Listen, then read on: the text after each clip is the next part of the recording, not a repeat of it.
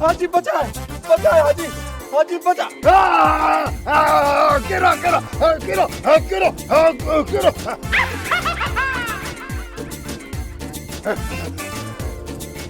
이것도 이따하게 끼까요.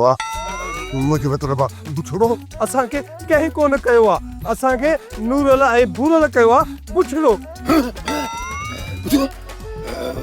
उन्हनि खे ख़बर पइजी वई छा त तव्हां असली बिजली हो। हा असां पाण में पे ॻाल्हाइजे हुननि फागर पोयो अची ॿुधी वरितो सभु कुझु।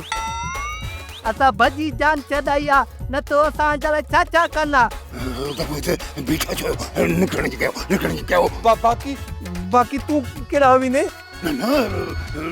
मां बि तव्हां गल थोड़ा हिकु दिन हिते मां रहियुसि न देखो नूर अलाई भूरल मुंहिंजो हिकिड़ो सुबुह मूंसां गॾु कोन्हे छॾींदा फुर्स छा कंदा नक हिकिड़े पासे उछलींदा जिन खां ॿिए पासे उछलींदा पेट टे पासे उछलींदा बाक़ी जेको रहियल खुयल सामान हूंदो आहे उनखे तीली ॾेई छॾींदा सम्झो वारो कयो हलो हितां ॿुधो हिन खां पहिरीं अंदरि कोठीअ में हलो। कोठीअ में छो?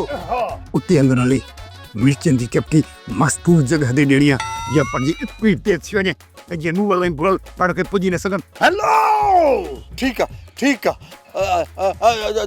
झरनो हेड़े वारो कर हाजी लकुर हे झरनो आ जेसी ते असां न हूंदासीं हिन वाड़े जी सार संभाल झरनो कंदो अॼु खां वठी। झरनो असां वञूं था जेसी ते असां न आहियूं सम्झ तूं वाड़ जो मालिक आहीं धणी आहीं बाबा हाणे हिन सॼे वाड़े जी सार संभाल तोखे करणी आहे ठीक आहे जेसी ते असां मोटूं न। हलो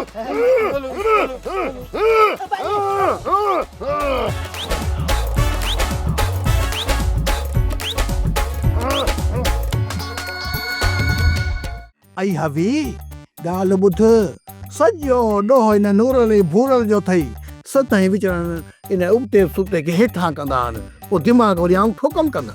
हा ईअं त आहे पर ज़ालुनि बि कहिड़ो उबते ऐं सुबते खे साथ ॾिनो हुननि बि ॾींहं राति ग़रीबनि खे घुटा ॾिना आहिनि। हीअं बि आहे पर हूअं बि आहे।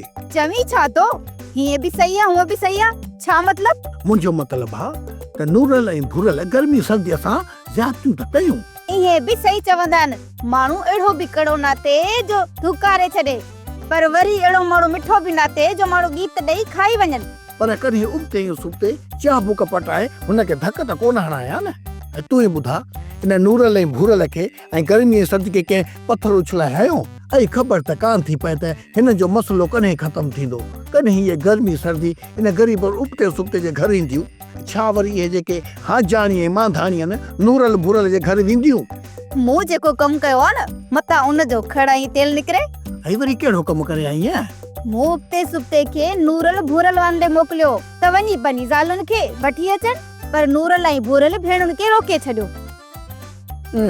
इहो त खड़ तेल निकितो ई कोन। खड़ तेल निकिरंदो सर्दी ऐं गर्मी खे ख़बर पवे न त असांजा मुड़ुस असांजे लाइ मरनि था पोइ मथां बग़ावत कर। हा सही चवीं थी। हा सोप सीरियल जहिड़ियूं ज़ालूं तहिड़ा मुड़ुस तमाम एपिसोड्स ॾिसो HD क्वालिटीअ में विज़िट करियो असांजो YouTube channel Sindh TV HD drama. Subscribe कयो असांजो official YouTube channel Sindh TV HD drama ऐं वधीक अपडेट लाइ बेल आइकन खे क्लिक करियो।